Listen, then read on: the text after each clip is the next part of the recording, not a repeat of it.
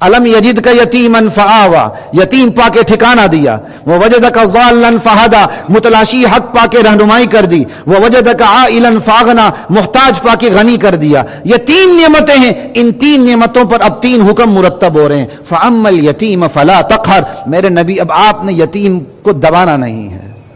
ये कह के पूरे मुआशरे को पैगाम दिया जा रहा है। जिस मुआशरे में बेजोर को दबाया जाता था, जोर के सामने लोग दबते थे, हैं, सलूट करते थे, और बेजोर को दबाते थे, यतीम को दबाते थे। कल्ला बल्ला तुकरिमून यतीम, अरे तुम्हारा तो ऐसा मुआशरा है, तुम यतीम को इज्जत नहीं देते।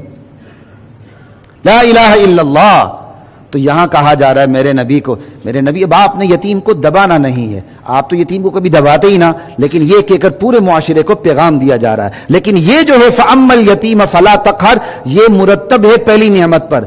आपको यतीम पाके आपके रब ने आपको ठिकाना दिया, अब आपका भी फर्ज बनता है कि आपने भी यतीम को दबाना नहीं है। फअम्मल यतीम फला तक़हर व अम्मा साइल फला तनहर, मोहताज को झिड़कना नहीं है। तो दूसरा क्या था, अलम यजिद का यतीमन फआवा ववजदक ज़ाल्लन फहदा, आपको मुतलाशी हक पाके आपको रहनुमाई कर दी। बस आपके पास भी कोई सवाली आ जाए, चाहे वो माल का सवाली हो, चाहे वो ईमान का सवाली हो, आपसे कोई सवाल करना चाहता हो, आपने उसको डांटना नहीं है। लेकिन बात अभी मुकम्मल नहीं हुई है, सुनिए। उलमा इसी आयत के तहत लिखते हैं कि एक बेकारी होते हैं ना आजकल, बहुत ही बेचारे पीछे लग जाते हैं। अगर वो नरमी से न समझें तो फिर आप उसको डांट पिला सकते हैं, लेकिन अव्वल मरहले में आप उसे डांट ना पिलाएं, उस तरीके से उसको साइड पर करें। अगर आपने कुछ नहीं देना, वो बिल्कुल ही पीछे लग जाए, जैसे आजकल लोग गाड़ी देखकर ये देखकर या पीछे लग जाते हैं, दामन पकड़ लेते हैं, हाथ मारते हैं, फिर आप उसको डांट सकते हैं फअम्मल। लेकिन ये आम हुक्म ये है कि अगर वो नरमी से समझ जाए तो फिर डांटना नहीं है। इसी तरह सवाल करने वाला कहा गया, कोई दीन के मुतालिक सवाल करता है, तालिब बन के आता है, आपसे सवाल करता है, और एक आलिम दीन भी नहीं, कुरान और हदीस का पता नहीं है, वो मुनाजिर बन के आपको आगे खराब करने की कोशिश करता है, तो उसका हुक्म फिर कुछ और होता है। वो नहीं कि न डांटे, वो मौके माल के मुताबिक उसका उसी तरह इलाज होता है। व अम्मा साइल फला तनहर व अम्मा बिनिअमति रब्बिका फहद्दिस, आपको मोहताज पाया, गनी कर दिया। अब इस पर क्या हुक्म मुरत्तब हो रहा है कि अब आप भी साइल को डांटे ना, कोई मोहताज बन के आए, माल का या ईमान का।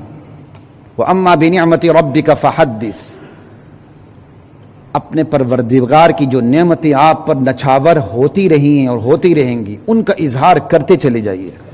फहद्दिस, अमर दवाम के लिए करते चले जाइए, घुमंड के लिए नहीं, गुरूर के लिए नहीं, शुक्र के लिए।